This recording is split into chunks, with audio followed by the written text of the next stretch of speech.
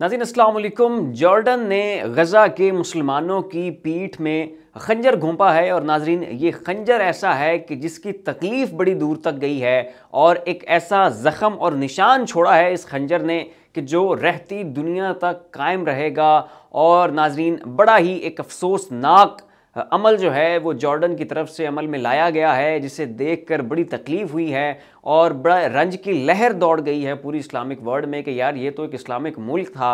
ये तो एक इस्लामिक कंट्री था, इन्हें तो चाहिए था कि यार ये मुसलमानों की दिफा में कुछ बोलते, भले ना पहुंचते अपनी मिलिट्री एड लेकर, भले ना ऐलान करते ये उनके लिए जंग का, भले ना पहुंचाते किसी किस्म की भी कोई इमदाद, कोई मजम्मती बयान भी ना देते, लेकिन ये डेवलपमेंट जो है जॉर्डन की जानिब से नहीं अमल में लाई जानी चाहिए थी।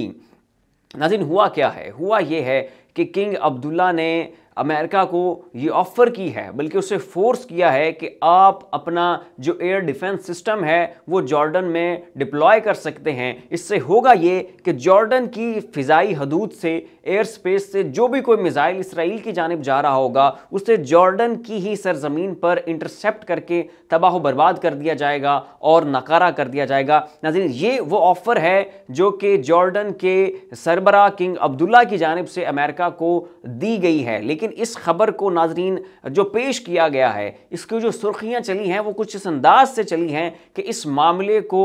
जो जॉर्डन है उसकी कौमी सलामती के साथ जोड़ के इसको बड़ा जो है ना वो रफू करने की कोशिश की गई है, लेकिन ऐसे इसने रफू होना नहीं है।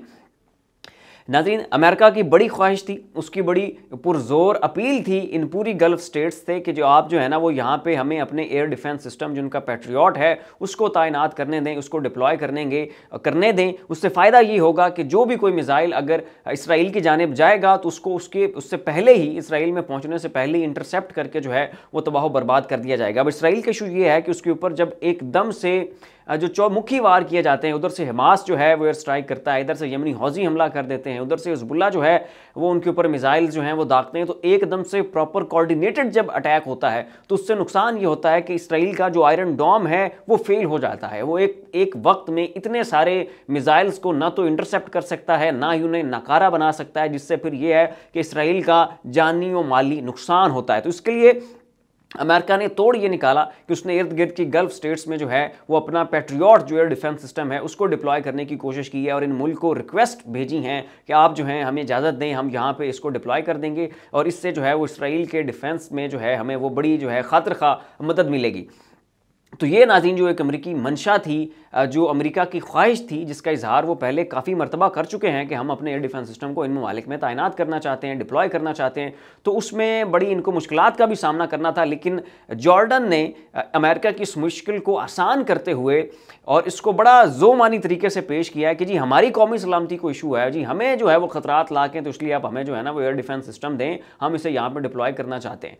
अब कहा यह गया है कि जी जॉर्डन को चाहिए और जॉर्डन को खतरा है, तो नाज़रीन ये तो अब अंधे को भी पता है कि भाई जॉर्डन को यहाँ पे कौन सी मुश्किलात आ गई, इनके ऊपर कौन सा जो है मुल्क जो है वो हमला करने के लिए बढ़ रहा है। इस वक्त इनकी एयर स्पेस से एक ही जो है वो इशू है और वो यही मसला है कि इनकी एयर स्पेस से जो है वो मिसाइल जा रहे हैं और वो जाके इसराइल को हिट कर रहे हैं। तो नाज़रीन मामला यहाँ पर बिल्कुल क्लियर है। अमेरिका ने पहले इस ख्वाहिश को जाहिर किया था, जॉर्डन ने अमेरिका के काम को आसान किया है और अपनी आवाम को भी बुद्धू बनाया कि जी हमें अपनी कौमी सलामती के लिए उस एयर डिफेंस सिस्टम की ज़रूरत है, लेकिन दर हकीकत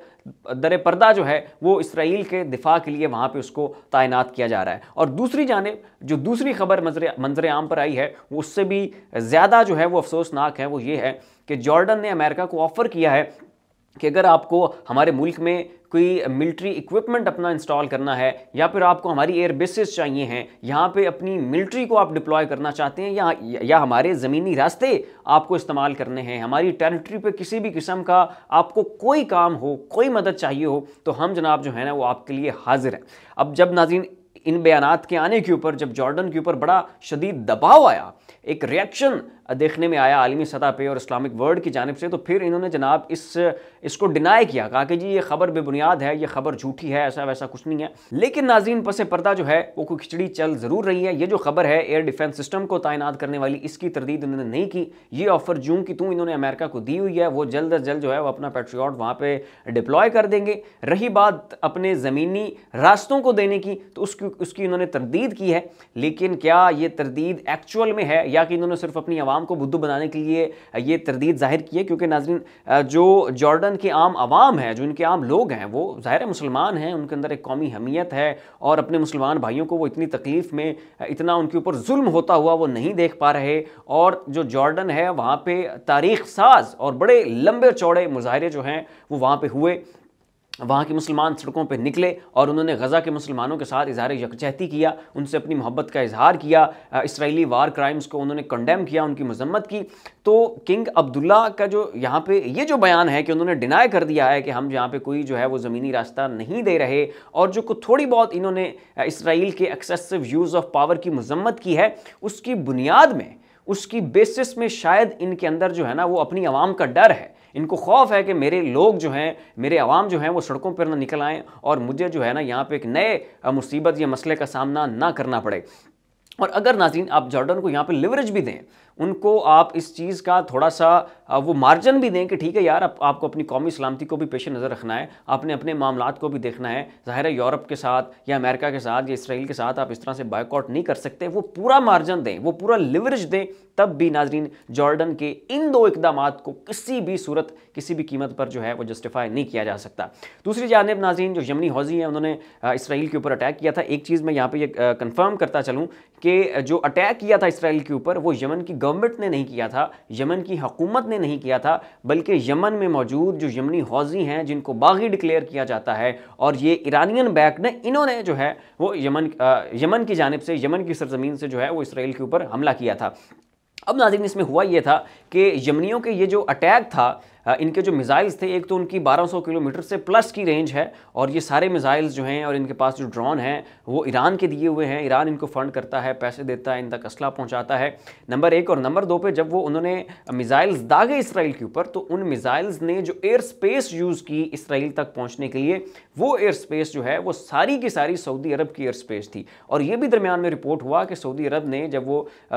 मिसाइल्स जो उसके ऊपर दागे गए इसराइल के ऊपर, उनकी एयर स्पेस से वो गुजरे, तो सऊदी अरब ने उनमें से एक आध मिसाइल जो है उसको इंटरसेप्ट करके नकारा भी किया, क्योंकि वो खौफजदा हो गए कि पता नहीं ये जनाब क्या हो रहा है, या ये मिसाइल किधर जा रहे हैं, या ये कहीं सऊदी अरब में ही तो नहीं गिरने वाले। तो नाज़रीन